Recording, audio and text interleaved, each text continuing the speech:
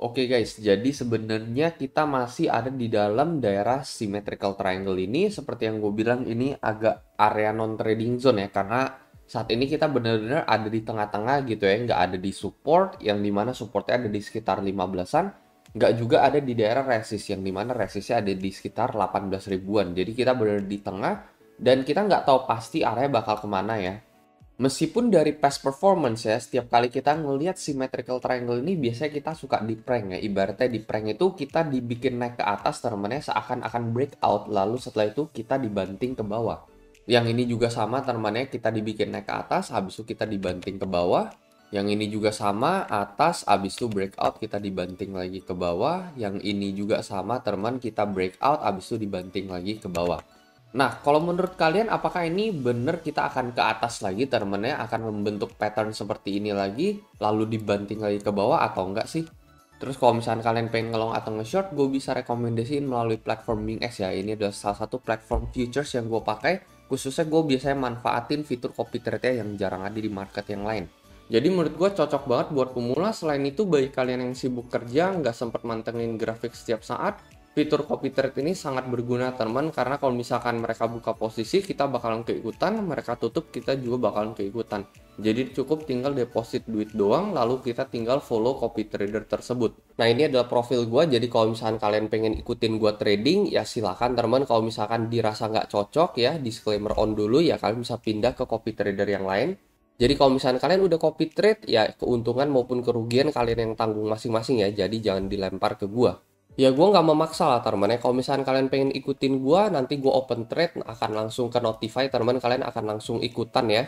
Bila mana dirasa kalau misalkan kalian udah copy dalam jangka panjang, misalkan gue sering loss atau apa, feel free untuk unfollow gue aja. Jadi di sini gue ingatkan kembali. Jadi tidak ada yang saling menyalahkan teman di sini ya. Dan kalau misalkan kalian mendaftar menggunakan link yang ada di deskripsi, kalian otomatis akan masuk ke dalam salah satu partisipan di dalam kompetisi trading yang biasa gue adakan, dan gue bagikan hadiah puluhan juta USDT cash. Itu gue lakukan setiap bulan. Selain itu kalian akan mendapatkan bonus tambahan sekitar $120. Mungkin bagi teman-teman yang tertarik, kalian bisa langsung join BingX, linknya ada di deskripsi di bawah. Teman-teman bisa langsung mendapatkan bonus sampai $120. Nah, kalau misalnya kita ubah ke time frame daily sendiri untuk Bitcoin ya, ini untuk prediksi daily doang teman ya. Jadi kita lihat ini previous candle-nya ini candle doji teman. Yang pertama candle doji ya. Jadi biasanya ini candle weakness. Habis itu kita closing hijau tipis teman di tanggal 18 November kemarin. Jadi kemungkinan di bulan di hari Sabtu ini ya, di tanggal 19 ini harusnya kita endingnya lebih ke arah merah teman ya. Closing di candle merah teman. Jadi bukan berarti langsung down seperti ini ya, karena pastinya ini weekend teman-teman ya, market nggak begitu akan bergerak. Jadi kemungkinan ya paling ya kalau misalnya setelah kita nemu satu candle doji warna hijau seperti ini, biasanya next candle-nya itu di candle tanggal 19 ini biasanya closing-nya itu bakalan lebih ke arah merah dibandingkan hijau. Kita ukur di time frame 4 hour ini juga sebenarnya masih ada support teman-teman ya. Ini supportnya semakin lama semakin tinggi dan masih tetap membentuk symmetrical triangle kalau misalkan kita sampai jatuh ke area level 16.200 US dollar, dan masih ada potensi kita memantul setelah itu ya, membuat sebuah pattern breakout seakan-akan wah ini kayaknya udah bakalan naik lagi nih Bitcoin, kayaknya 15,5 ini udah bottom ya. Terus habis itu ternyata kita dibikin koreksi dalam lagi seperti ini. Jadi sebenarnya untuk menandakan ya bahwa 15.600 atau 15,5 ini adalah bottom, itu menurut gue ya at least teman ya, at least kita minimal harus menuju ke level 19 ini minimal teman. 19 ini minimal 19.000. Kalau misalkan pengen confirm ya balik ke level 20.000 ini. Jadi at least dari DAM kita tuh bisa balik ke Fibo 786 ini teman ya. Ini bener-bener udah confirmation bahwa 15.5 ini bisa jadi ini adalah bottom gitu. Tetapi ya selama kita reboundnya itu masih cuman dalam kategori 50% nih ya, ini dari paling atas ke paling bawah dari damnya kita ukur, kita mantul di area 0,5, ini juga persis banget di time frame 4 jam. Ini kan kalian lihat di tanggal 9 November ini ada resist ya, di level 18.500. Jadi selama kita masih ada di mentok-mentok 18,5, ya sebenarnya nggak ada pertanda apa-apa gitu ya. Ini ya paling ya pemantulan biasa aja gitu ya, kalau misalnya kita in case sampai 18,5. Mungkin dibikin manipulasi breakout termennya di mana ya kita wah ini udah ngelewatin high sebelumnya yang ada di 18.2. Kita kan udah ada di 18,5. Nggak taunya setelah menyentuh 18,5 kita langsung dibikin fake out lagi teman. Jadi wajib waspada dengan movement seperti itu karena itu udah sering kali terjadi teman ya. Apalagi dalam fase bear market seperti ini teman. Banyak sekali fake out terjadi teman ya. Breakout and then fake out. Di sini juga breakout and then fake out. Di sini juga breakout and then fake out.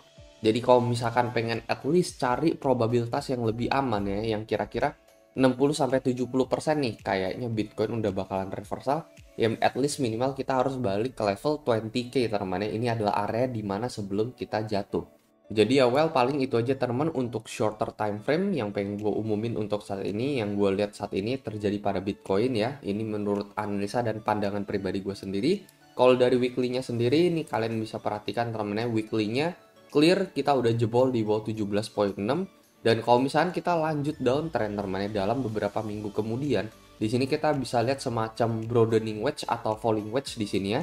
Dan kalau misalkan kita ukur teman-teman, target dari penurunan berikutnya ini tuh bisa mencapai level 10.000 untuk Bitcoin teman-teman. Kalau misalkan kita ini ukur dari ekor support menuju ke ekor support berikutnya teman-teman. Ini ada 3 touching points, dan touching points keempat kalau misalkan memang ini tersentuh, maka ini akan membawa Bitcoin sampai menuju ke level 10.000. Jadi kalau misalkan memang dalam kasus break support ya, break di bawah 17.6 ya kita rasional aja teman ya, kita bawa aja gitu. Market mau kemana ya kita ikut aja.